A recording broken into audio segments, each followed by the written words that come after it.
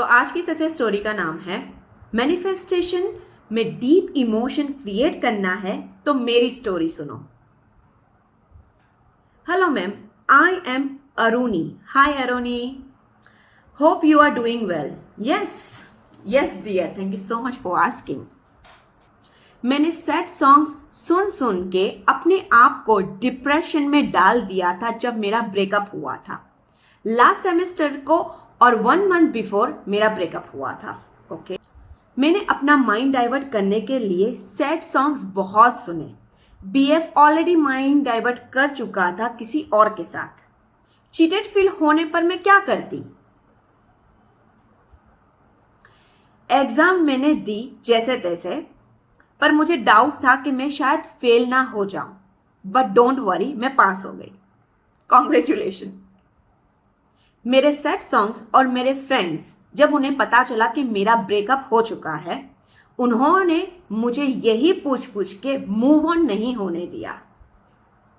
मैं इतनी ज्यादा सैड सॉन्ग सुनती और इतनी एडिक्टेड हो गई थी सैड सॉन्ग के कि कोई भी फंक्शन में मैं जाती, जैसे कि वेडिंग या गेट टुगेदर, वहां पर भी मैं एक कॉर्नर में बैठ के अपने सैड सॉन्ग की प्लेलिस्ट सुनती रहती।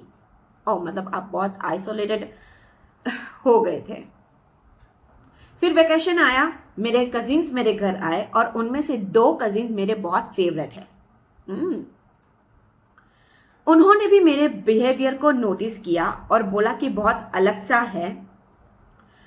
वो मुझे चीयर अप करने की कोशिश करते रहते और कभी कभार ब्रेकअप इज नॉर्मल ये सेंटेंस को एलोबरेट करके इनटू 500 वर्ड्स पर ऐसे सुनाते। मीन्स मुझे लेक्चर देते जो मुझे इग्नोर करके सिर्फ और सिर्फ मुझे मेरे सैड सॉन्ग सुनने का मन करता। ऐसे ही कुछ मैंने मेरे एल्डर कजिन के सामने किया था और उसने मेरा हेडफोन ले लिया और सुना मेरे सारे सैड सॉन्ग्स, और वो बोला कि इस पर हम बात करेंगे। इवनिंग में जब हमने उस पर बात की, वो बोला कि तुम्हें तुम्हारे सैड सॉन्ग्स इफेक्ट कर रहे हैं। सॉन्ग्स हमारे इमोशंस और फीलिंग को बढ़ा देते हैं और अब तुम ये ट्रैप में फंस चुकी हो और इसे बाहर निकलो। अगर तुम सैड सॉन्ग सुनना बंद नहीं कर सकती हो तो उसे हैप्पी या रोमांटिक या एनर्जेटिक सॉन्ग से रिप्लेस कर दो, या फिर एक ही सॉन्ग सुनो जो तुम्हें मोटिवेट करे या फिर इंस्पायर करे कुछ करने के लिए। कजिन बोला कि डिलीट कर ये सारे सॉन्ग्स को और अब नेक्स्ट जो भी तुझे सॉन्ग पसंद आए बस वो एक सॉन्ग सुन। वैसे मेरा पर्सनल रिव्यू ये है कि हाँ, डीप इमोशंस क्रिएट करते हैं सॉन्ग, म्यूजिक, फ्रिक्वेंसी जो होती है वो। तो फिर मैंने कजिन की बात मान ली और बहुत क्लियर होके सोचा कि मुझे अब मूव ऑन होना है, अब मुझे हैप्पी रहना है। तो मैं आप लोगों को ये बता दूं कि इन्होंने ये जो टेक्निक यूज की है बहुत ही एडवांस और मॉडिफाई या फिर आप लोगों के लिए थोड़ी न्यू होगी। तो इसका नाम है aligning manifestation with your favourite song, emotional associated. तो अब इसमें करना क्या है, मैं वापस से शुरू करती हूँ कि मैं क्लियर होके सोचा कि मुझे मूव ऑन होना है और हैप्पी रहना है। मतलब जब भी आप ये कर रहे हो तो पहले से आपको क्लियर हो जाना है कि आपको मूव ऑन करना है, आगे बढ़ना है। तब एक अच्छा सॉन्ग मेरे हाथ लगा। पहली बार ही सुनते वो मुझे बहुत अच्छा लगा, बस वो एक ही सॉन्ग में सुनती रहती। सॉन्ग के lyrics, tune, the most favourite singer का वॉइस, वो सुनते ही मुझे अच्छा लगता और मैं पिक्चर क्रिएट करने लगती। ओके, तो इस बार आपको एक ही सॉन्ग चॉइस करना है, उसको लूप में रिपीटेडली आपको सुनना है कि आपको पिक्चर बनाने में, इमेज क्रिएट करने में या फिर विजुअलाइज करने में इजी हो जाए। ज्यादातर मैं आंखें खुली रख के ही विजुअलाइज करती, पर विजुअलाइज करते करते मुझे कभी कभार कोल्ड शिवरिंग हो जाता। Okay, cold shivering in the sense के गूज बम्प हमें आते हैं ना, उसकी बात करते हैं कि हम इतने ही इमोशन में या फिर वो सॉन्ग में खो जाते हैं, तब हमें ये चीज होती है, जैसे म्यूजिक मुझे गाइड करता। ओके, तो आपको यहाँ पर सॉन्ग सिलेक्शन करने के बाद विजुअलाइज भी करना है। मुझे एक चीज जो समझ में आई कि जब हम कोई एक सॉन्ग को बहुत ही ज्यादा लूप में सुनते हैं तो हमारा दिमाग, हमारा माइंड ऑटोमेटिकली पिक्चर क्रिएट करने लगता है।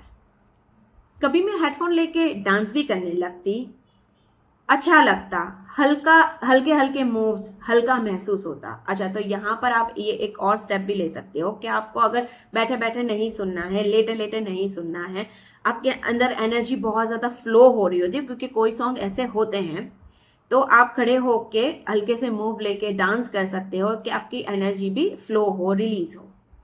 कभी कभार मैं लाउडली सिंग करती, लिरिक्स तो जैसे मेरे अफर्मेशन बन गए थे। विदाउट हेडफोन भी मैं उसे गुनगुनाती रहती।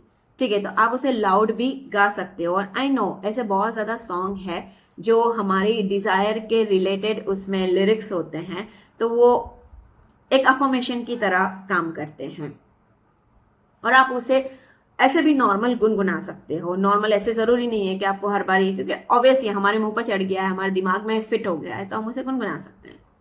रोज सेम सॉन्ग, मॉर्निंग में सुनती, सोने से पहले सुनती, कभी कभार कोई टाइम मेरा फिक्स नहीं होता, बस मैं सुन लेती। मैं और वो सॉन्ग एक अलाइनमेंट में आ गए थे। मैं यहाँ पर उन लोगों की बात कर रही हूँ जिन्होंने ये एक्सपीरियंस किया हुआ है कि हम कोई एक सॉन्ग बहुत ही ज़्यादा लूप में सुनते हैं, हमारे दिमाग में जब वो फिट हो जाता है कि हम जब उसे हेडफोन में लगाते हैं तो हम तुरंत वो पिक्चर में, वो फैंटेसी में, या फिर वो वाले स्टेट में हम चले जाते हैं। जिसके साथ ये एक्सपीरियंस हुआ होगा उनकी बात कर रही हूँ।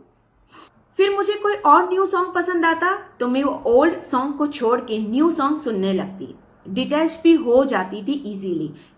और यूनिवर्स पर तो हमें हमेशा से भरोसा है और लेट इट गो भी कर दिया। यहाँ पर दो बातें हैं जो मैं आई थिंक सो, एक बात जो आप मिस कर रहे हो कि एक सॉन्ग चॉइस करने का एक फायदा है कि पहला वाला अगर हम सॉन्ग छोड़ के न्यू वाला अडेप्ट करते हैं तब हम इजीली डिटैच तो हो जाते हैं। इन्होंने जो पहले गलती की थी वो नहीं होगी। दूसरा कि हम जो इमेज पुरानी वाले से क्रिएट कर रहे हैं उसकी सिमिलर या फिर अपग्रेडेड पिक्चर हम न्यू वाले से क्रिएट कर सकते हैं। जो जॉब भी लग गई, मैं बिजी हो गई, फाइनली मैं मूव ऑन हो गई। 2 to 3 टाइम्स एक्स का सामना भी हुआ बट आई इग्नोर हिम। पहले जितना हर्ट होता था अब उतना हर्ट नहीं होता। टेक्निक मेरे लिए काम कर गई, अच्छी बात है। मैं अभी भी कोई रिलेशनशिप में हूं नहीं पर जल्दी आ जाऊंगी। सो नेक्स्ट एसपी मैनिफेस्टेशन के लिए मैं आपको लिखने वाली हूं। शेयर करना मेरी सक्सेस स्टोरी मैम, जरूर।